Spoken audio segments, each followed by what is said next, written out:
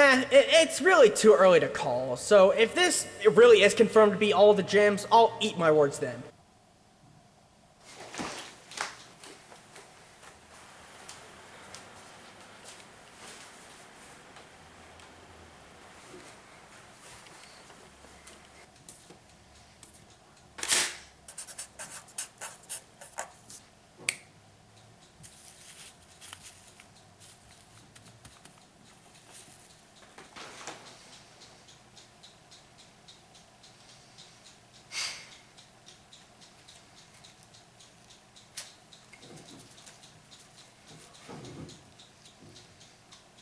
Fuck this is stupid.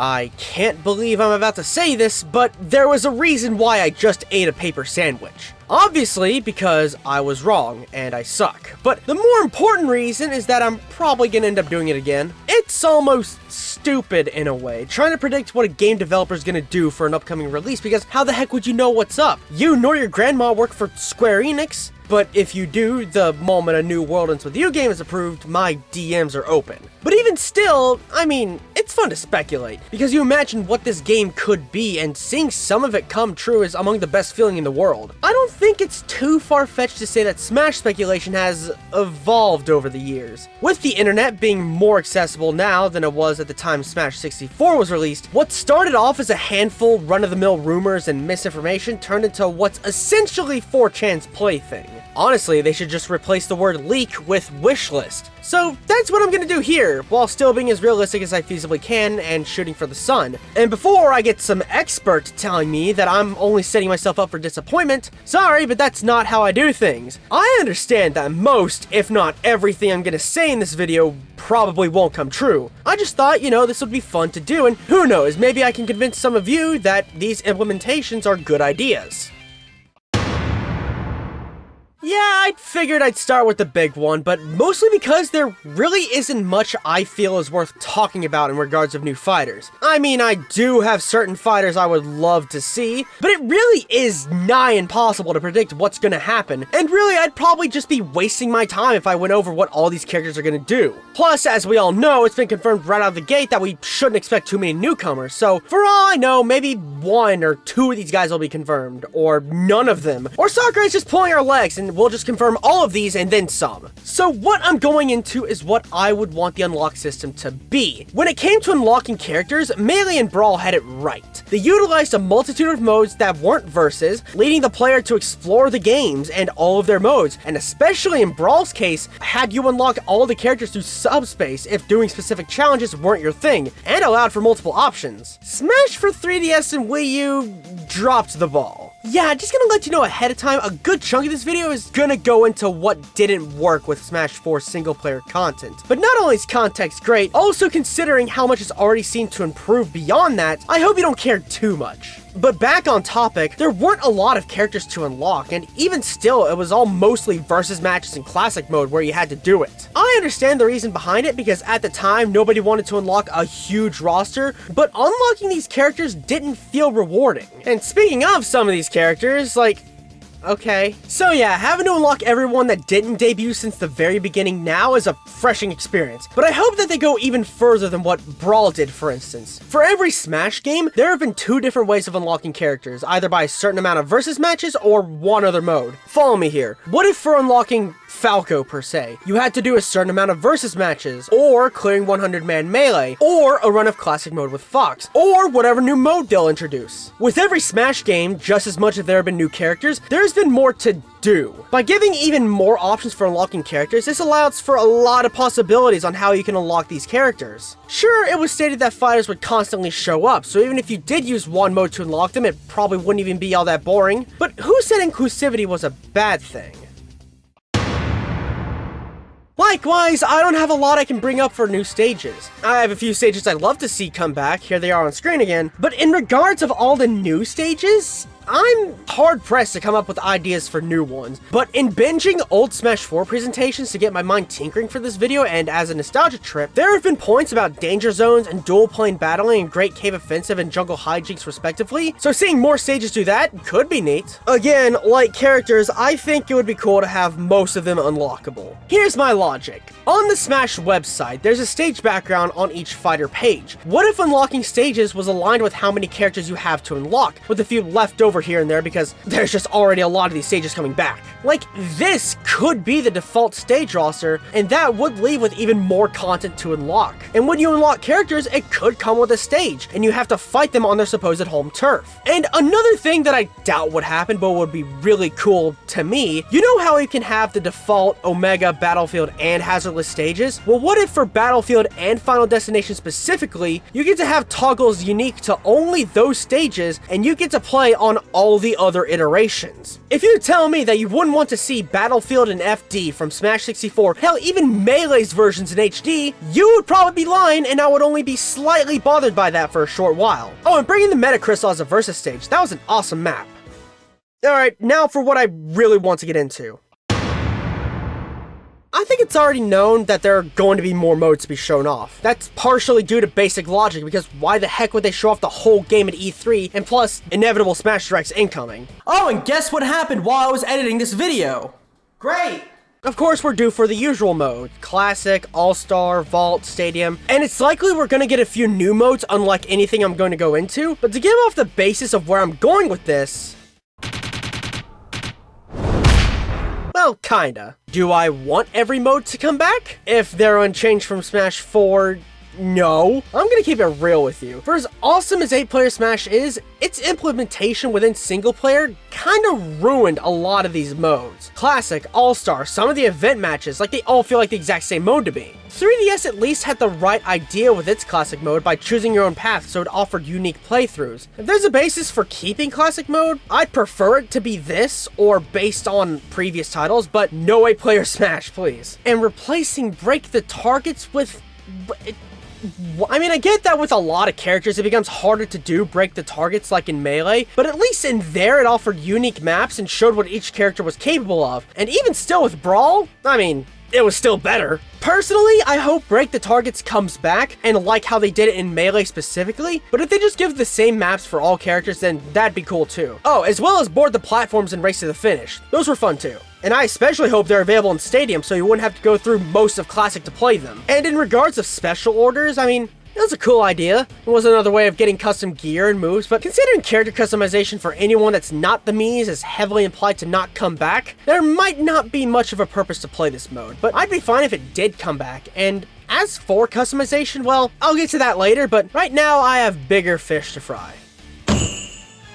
Despite all its shortcomings, I liked Smash Run, but I think a lot of the reasons why I liked it came down to how much I enjoyed City Trial. And even after sitting on that, I started to realize there was a lot more that could be fixed than what I first thought. What made City Trial work was, well, many things. The map was huge and offered different kinds of terrain and their own secrets to discover. A lot of unique events, while some were mildly annoying, could change the game drastically, such as fake power-ups, more areas to discover, and even a boss fight. It had a lot of unique stadium challenges too, and best of all, you even had the options to set custom rules or even just roam around the map freely like a sandbox mode. But when you compare City Trial and Smash Run, oh, the differences are night and day, and that's not a good thing. I mean, the map was big, and playing Smash in a city run setting on paper sounds super goddamn fun, but it's a lot of little things that make it an incredibly flawed mode. Like the events, for example. Yeah, they sound like they work within typical Smash fare, but they just aren't as interesting, and sometimes even inconsequential. You like barely notice them. And the end matches, despite the quantity that the wiki will tell you, aren't really all that different from one another and feel like just 4 of the same modes. There's also just way too many on-screen enemies. Like, I get that Smash is more combat-based than Kirby Air Ride, but there's always going to be at least one time where you're just gonna get gangbanged up to Kingdom Fuck unless Lady Luck is on your side. And some of them I feel take way too long to kill, even with buffs. I also get that more enemies means an easier way of getting buffs, but when you could get KO'd in an instant, I mean, it doesn't really matter all that much. Plus, Airride had these crates, so, I mean, couldn't you have balanced enemies and crate collecting? But definitely Smash Run's biggest downfall was its lack of customization. Unlike in City Trial, you are only stuck with the default 5-minute time limit, the same difficulty, no online even. Oh, and you can't even interact with other players. I mean, how cool would it have been to try to kill the other player in the lead to get ahead, or even team up to take care of the fuck ton of enemies that already plague the map?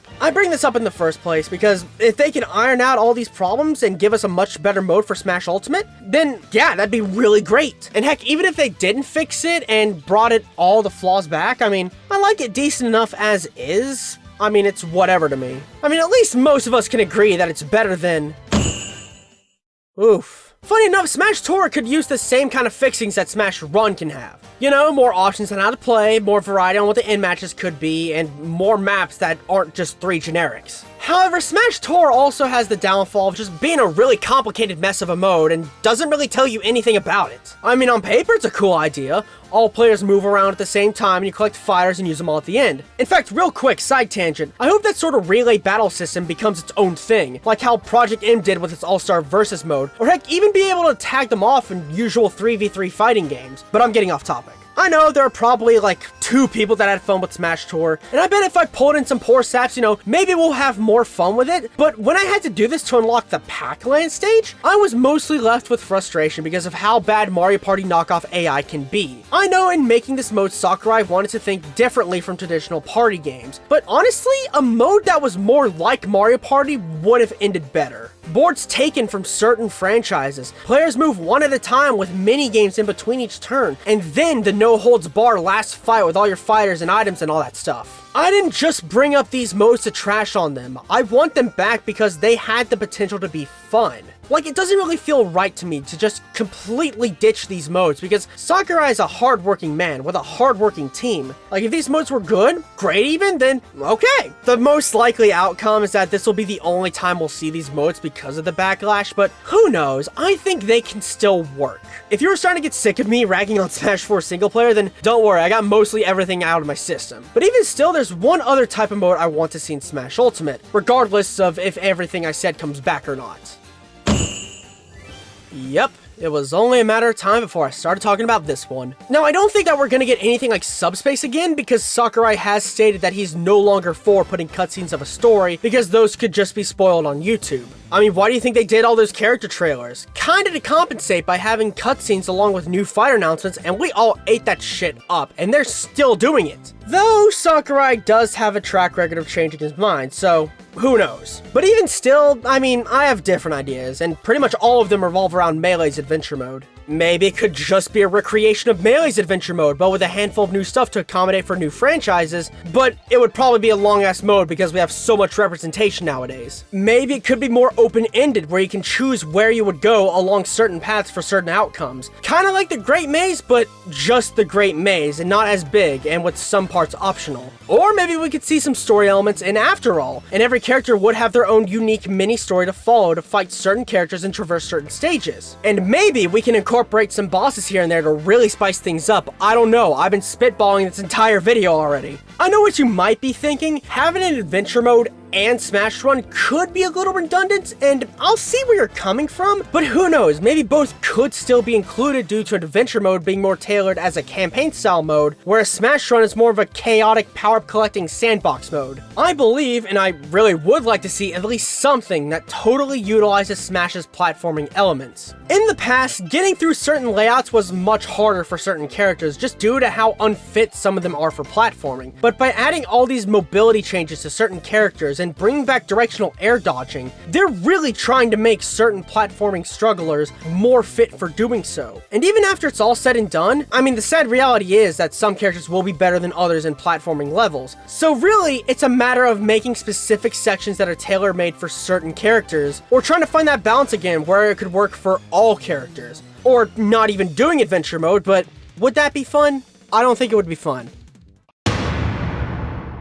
I had a lot more than just characters and modes, but I figured I'd just lump them all into one section. Most of these are probably not even all that important. In fact, it's just a lot of small additions that I personally would like to see implemented into Smash Ultimate. So let's just run by them. Number 1. It's been a series staple to turn off items or to choose frequencies or to choose which items will appear, right? Well, how about we give those same customization options for each individual Pokemon and assist trophy? That way we can have something like franchise-specific fights, or if we're just that annoyed by a specific assist, we can just turn that one off while still having other assist trophies or Pokemon. Number 2. Special Smash is pretty cool, and with more items, maybe we'll get a few more options, but I wish we had a little more freedom with customization. By this, I mean, what's to say we can't have something like Tanuki Screw with Rocket Belt? I mean, if Rosalina can definitely do it, so why not have that happen, right? Number 3. I love the way they're handling the Final Smashes, but I'd be personally lying if I said that I'm not gonna miss being able to control some of the transformation Final Smashes. Maybe if every character had multiple Final Smashes and we can choose which ones that will be used in battle. I mean, I'm sure as hell not gonna happen, but on the other hand, I actually really miss Negative Zone for Brawl. So, number 4. While on the topic of Final Smashes and shit that won't happen in the slightest, considering that Final Smashes are quicker now, what if there was an option to have them activated by a special meter or something? I say this probably won't happen because we've never had an instance where 2 Final Smashes will be on screen, but if they can make that work, then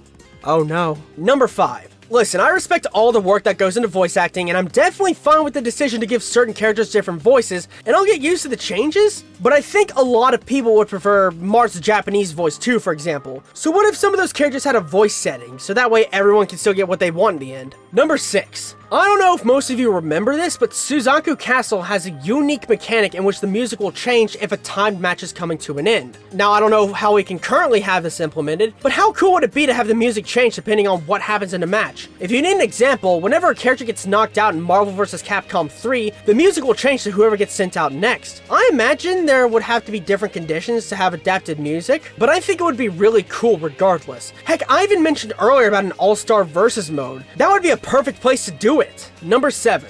Even if everything I mentioned so far isn't going to be implemented, there's still one idea I have that would be very convenient. Let's be real, if you even slightly prefer stock matches over time, chances are you've expressed even a slight annoyance that you have to change the match type every single time. I think it would be a better idea to set default settings for everything. I mean, some options are default, while others aren't for some reason. Heck, what if we were able to save custom presets so we can change a bunch of safe settings on the fly? Number 8. Now this one might be a given, but I'm gonna say it anyway. Please, bring back Palutena's Guidance, Star Fox radio calls, and Snake Codex. Number 9. I know pretty much the entirety of this video will be, yeah, probably not gonna happen, but dude, what if? But out of everything I will mention, this is like, if it happens, mass hysteria, dogs live with cats, the doomsday scenario.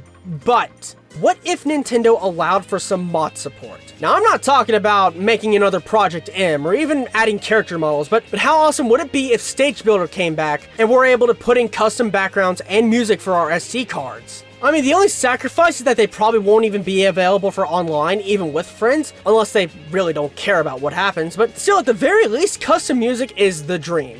And number 10, as I said before, it's very likely that character customization won't be coming back. And you know, that's fair, because I don't know a lot of people that actually used it for anyone that's not the Miis or Palutena. But I think the reason for that was because unlocking them in Smash 4 was just, why? Like, they brought in coins, but they could only be used for difficulty adjustment, Crazy Orders, Trophy Rush, and in the trophy shop. Why in God's green heck? Couldn't we just use them to buy custom moves and gear is beyond me. But even still, if customization does come back, just make it easier to get everything. I can only tolerate unlocking duplicates for like a second.